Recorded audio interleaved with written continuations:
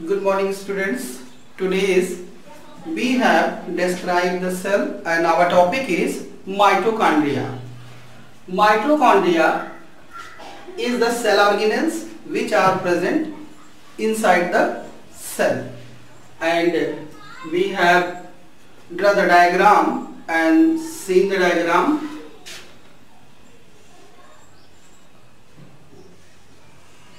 Outer covering,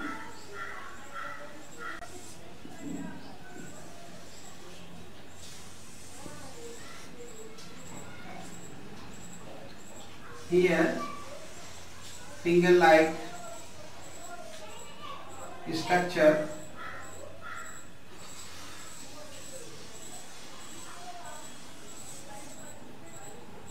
and here one DNA, and here inside a liquid is present. This helps to transportation of chemicals outside to cell inside the cell organelles. And here outer membrane,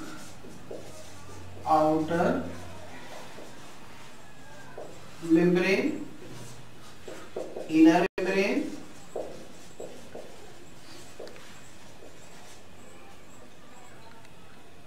here cristae, finger-like structure is called cristae, and here DNA, and liquid is present is called matrix. Diagram, see the diagram.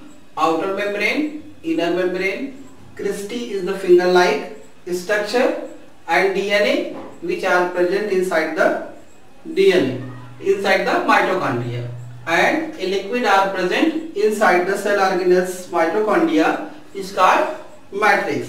Firstly, mitochondria discovered by Kolliker. Firstly, discovered mitochondria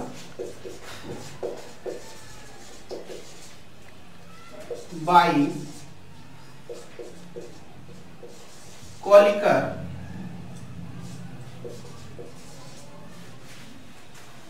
in straightened muscles of insects. And second, but they have not known it is the mitochondria. And next scientist coming, C. Benda, who's called bioplast. They have also not known this is the mitochondria. Who called bioplast? They have also not known mitochondria. And next scientist is coming. His name is Altman.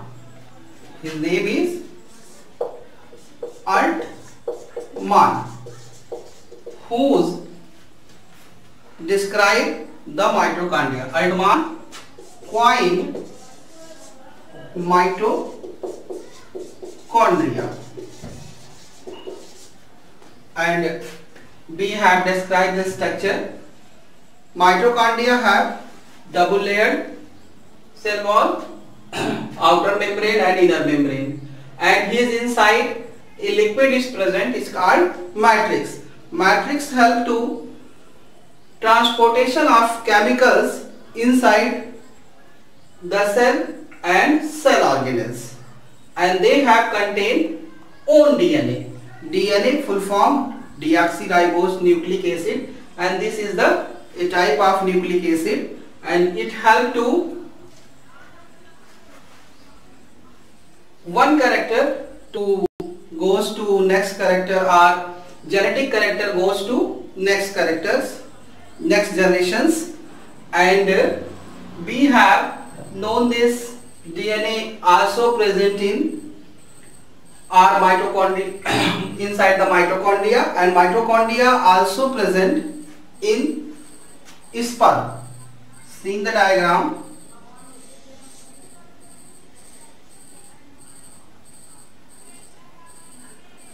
this is the sperm.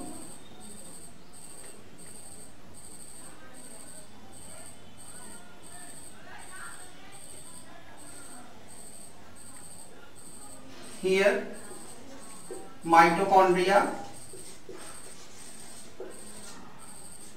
this is the acrosome. तो firstly हम लोग देखेंगे कि mitochondria का जो को discover करने वाले साइंटिस्ट जो थे कॉलिकर थे, इन्होंने स्ट्रेट मसल्स, इंसेक्ट की स्ट्रेट मसल्स में इसको डिस्कवर किया था, but they have not known, लेकिन उनको ये बात पता नहीं चल पाई। फिर एक साइंटिस्ट आए सीबेंडा, उन्होंने इसको बायोब्लास्ट कह दिया, वो भी ये नहीं जान पाए कि ये माइटोकॉन्ड्रिया है। और एट लास्ट आखिरी में अल्टमान आते हैं और उन्हीं को माइटोकॉन्ड्रिया डिस्कवर करने का श्रेय जाता है। माइटोकॉन्ड्रिया का जो स्ट्रक्चर है ये 2 लेयर का बना होता है। एक ऑर्गेनेल्स है जिसमें बाह्य मेम्ब्रेन है और आंतरिक मेम्ब्रेन है। फिंगर लाइक या उंगली सदृश संरचना जो है वो क्रिस्टी कहलाती है, और इसके अंदर एक जेनेटिक मटेरियल पाया जाता है जिसे डीएनए कहते हैं, और इसके अंदर जो लिक्विड पाया जाता है वो मैट्रिक्स कहलाता है। मैट्रिक्स जो है इस कोशिकांग से कोशिका के अंदर से और इसके अंदर दोनों का केमिकल ट्रांसपोर्टेशन आसानी से हो सके, इसलिए मैट्रिक्स पाया जाता है। इसका एक एग्जाम्पल माइटोकॉन्ड्रिया का ये भी है, ह्यूमन स्पर्म। इसमें टिप पे एक्रोसोम है, इसके मिड पर माइटोकॉन्ड्रिया पाया जाता है और टेल पाई जाती है। माइटोकॉन्ड्रिया जो है इसको एनर्जी गिवर होता है, इसको एनर्जी देता है, तभी ये मूव कर सकता है। और मेनली माइटोकॉन्ड्रिया का फंक्शन क्या है? Mitochondria is called mitochondria is called power house of the cell. Power house of the cell, किसी भी सेल का पावर हाउस जो होता है वो माइटोकॉन्ड्रिया कहलाता है। और ये जो पावर रहती है वो एटीपी के फॉर्म में पाई जाती है। पावर जो रहेगी वो किस फॉर्म में पाई जाएगी? एटीपी के, adenosine triphosphate. Adenosine triphosphate. Adenosine triphosphate ये करेंसी ऑफ द सेल कहलाती है, ऊर्जा का सिक्का कहलाता। करेंसी ऑफ द सेल वो कौन कहलाता है? एटीपी कहलाता है या ऊर्जा का सिक्का कहलाता है। ऊर्जा का सिक्का क्या है? एटीपी है, एडिनोसिन ट्राइफॉस्फेट। और इसका एक फॉर्म और है, या एडीपी के बारे में भी आप लोगों ने हो सकता है सुना हो, या कुछ बच्चे हो सकता ना जानते हो। तो उसका फुल फॉर्म है adenosine diphosphate. Adenosine diphosphate. DNA माता पिता के लक्षणों को उनकी संतानों में पहुंचाने का कार्य करते हैं, और डीएनए पर ही क्या पाया जाता है? जीन पाया जाता है। डीएनए पर क्या पाया जाता है? जीन। जीन क्या होता है? Fragment of DNA. डीएनए के टुकड़े ही जीन कहलाते हैं। और जीन से ही क्रोमोसोम बनता है, जीन से क्रोमोसोम बनता है। माइटोकॉन्ड्रिया ऑक्सीश्वसन में हेल्प करता है। माइटोकॉन्ड्रिया किस में हेल्प करता है? ऑक्सीश्वसन में। आगे देखिए,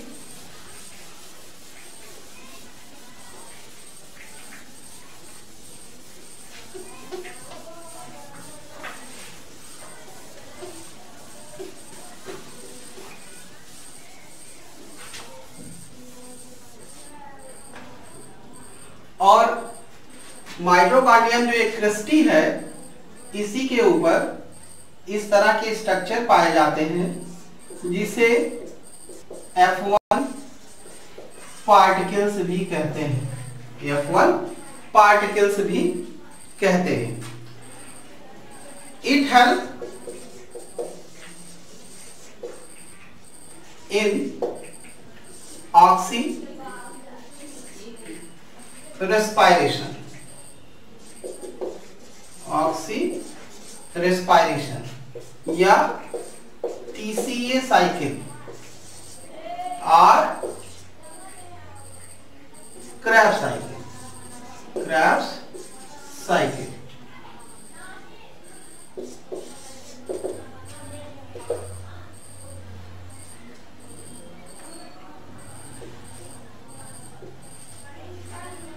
ऑक्सीश्वसन में ऑक्सीजन की जरूरत पड़ती है। किसी सेल को ऑक्सीजन अगर चाहिए या कोई सेल ऑक्सीजन यूज करता है तो उसे ऑक्सी रेस्पायरेशन कहते हैं, मतलब ऑक्सीजन चाहिए। और कुछ सेल्स होती हैं जिनको ऑक्सीजन नहीं चाहिए या उनका जो रेस्पायरेशन रहता है वो एनारोबिक कहलाता है, और इसका जो रेस्पायरेशन रहेगा वो एरोबिक होगा। एरोबिक मतलब ऑक्सीजन की जरूरत है, एनारोबिक का मतलब ऑक्सीजन की जरूरत नहीं है, उसकी जगह वो कुछ ऑक्सीजन की जगह कोई और एलिमेंट यूज करते हैं, जैसे सल्फर हुआ या फिर आयरन हुआ। और एग्जाम्पल उसका बैक्टीरिया है, सल्फर बैक्टीरिया, आयरन बैक्टीरिया, ये सब वातावरण में पाए जाते हैं।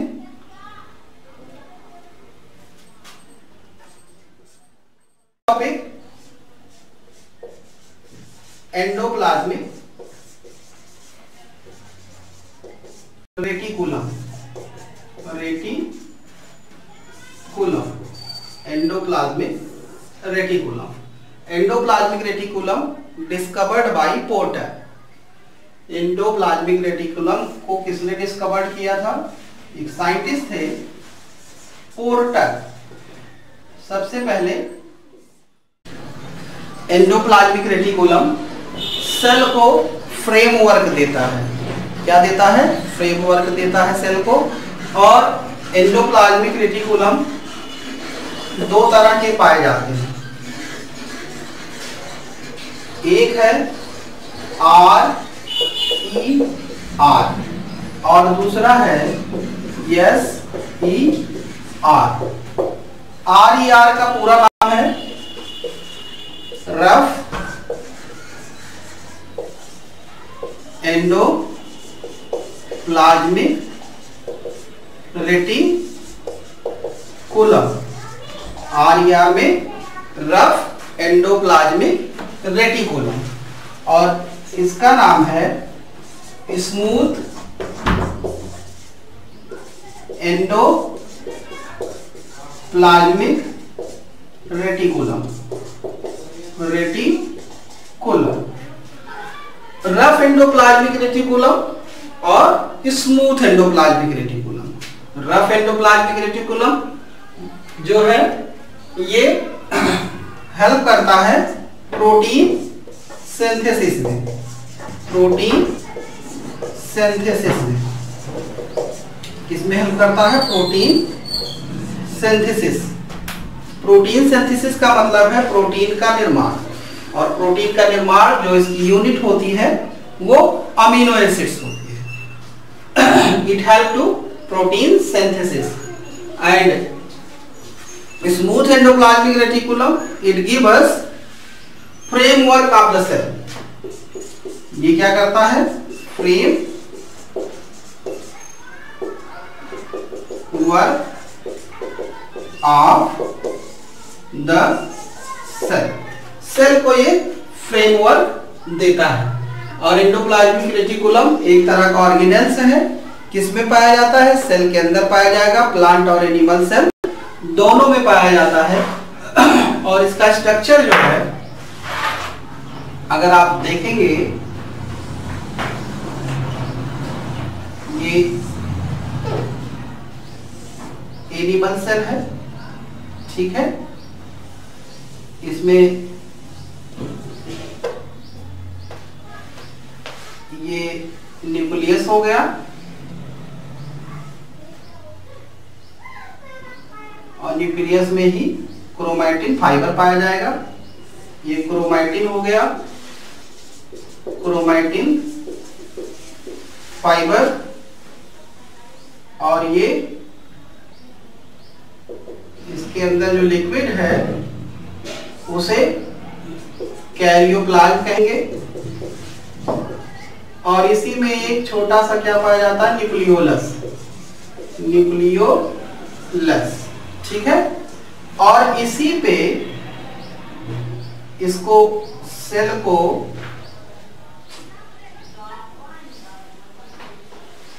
जोड़ने के लिए इस तरह का स्ट्रक्चर पाया जाता है, और वो स्ट्रक्चर क्या कहलाता है? Endoplasmic reticulum. यही क्या है? ER है, एंडोप्लाज्मिक रेटिकुलम। और इसी एंडोप्लाज्मिक रेटिकुलम के ऊपर ही पाए जाते हैं राइबोसोम। क्या पाए जाते हैं? राइबोसोम। इसी एंडोप्लाज्मिक रेटिकुलम के ऊपर पाए जाते हैं राइबोसोम। राइबोसोम का क्या वर्क था? They also help in protein synthesis, ये भी प्रोटीन संश्लेषण का कार्य करते थे। तो ये पाए कहाँ जाते हैं?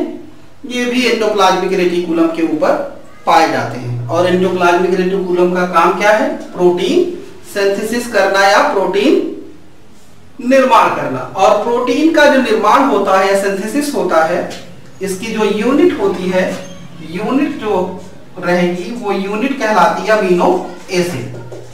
अमीनो एसिड, प्रोटीन की यूनिट अमीनो एसिड, कार्बोहाइड्रेट की यूनिट, एक ये भी जान लीजिए, कार्बोहाइड्रेट यूनिट जो रहेगी वो ग्लूकोज कहलाती है या फिर मोनोसैकेराइड कहलाती है। और फैट की यूनिट, फैट की जो यूनिट होती है वो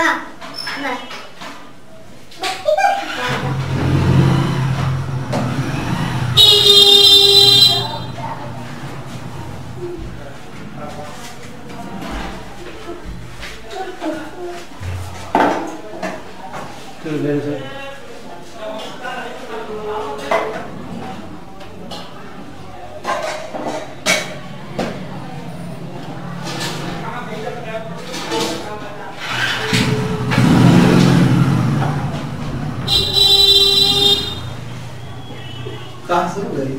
वहीं से फिर से ही आगे बढ़ाएंगे।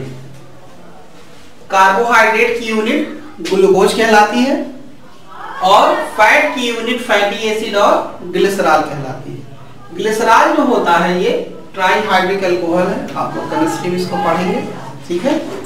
और हमारे शरीर में भी ग्लिसरॉल बनता है। और फैट का डाइजेशन कौन कराता है? फैट का डाइजेशन जो होता है वो लीवर कराता है। लीवर में ही बाइल बनता है और बाइल हेल्प करता है किसमें, फैट डाइजेशन में, और इसे इमल्सिफिकेशन ऑफ फैट भी कहा जाता है। उसके बारे में डिस्क्रिप्शन नेक्स्ट वीडियो में, आगे आने वाले वीडियो में हम लोग करेंगे। तो एंडोप्लाज्मिक रेटिकुलम प्रेजेंट होता कहाँ, न्यूक्लियस के बाहर और सेल के अंदर, और ये काम क्या करता है, फ्रेमवर्क देता है सेल को, अगर स्मूथ एंडोप्लाज्मिक रेटिकुलम उसमें रहा। और अगर रफ एंडोप्लाज्मिक रेटिकुलम, क्योंकि पाए दोनों जाते हैं इसी में, स्मूथ एंडोप्लाज्मिक रेटिकुलम और rough endoplasmic reticulum both are present inside the cell and they help to give us the framework of the cell, and they also help to protein synthesis. Why they have done protein synthesis? With the help of ribosome helping protein synthesis. They are present upper side of the endoplasmic reticulum. ये topic complete हो गया है। Thank you.